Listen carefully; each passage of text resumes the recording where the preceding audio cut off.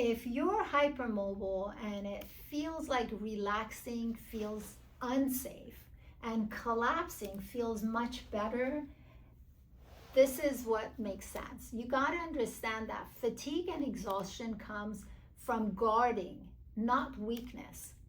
As a hypermobile individual with connective tissue disorder, it's your muscles, which are not connective tissue, that are doing a lot of work. So that tension that you're feeling, that fatigue that you're experiencing is partly as a result of your muscles being overworked and exhausted. So how do we go about changing that? Is using developmental exercises to bring stability into the picture. So you may think, well, I have connective tissue disorder. How am I going to stabilize something when I don't have the right connective tissue? That's a very good point. However, instead of going after one muscle and loading it constantly, if we team up the right body parts to support the move, then you're distributing the task over a wider range, and that comes with more stability.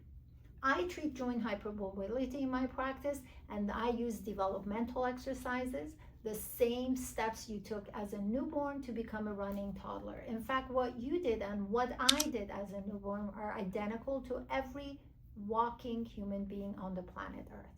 That is the manual of movement. That is the manual of stability and coordination and functionality. So that collapsing that you're feeling, that feels better, means the muscles, you're not relying on your muscles. That means that you are relying on your bones to stop you, and that is highly damaging. The mid-range movement requires active control, and the end range hanging is a nervous system strategy.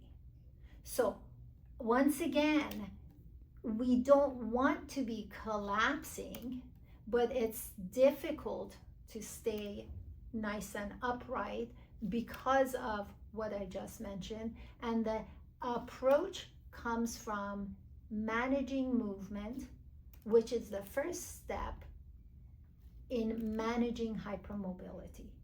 So safe movements are the key, and safe movements at this juncture are not strengthening exercise or stretching exercises.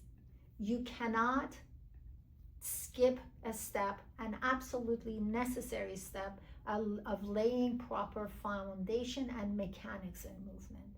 Hope this made sense. Make sure you subscribe to my channel, you visit my social media and follow me there, because this channel is dedicated to all people with hypermobility, with education that is not unfortunately being provided to providers or patients for that matter. And we all have to chip in, step in to make sure that we become more educated and we become more equipped with proper tools to handle our lives much better. Thanks for watching, and until next time, take care.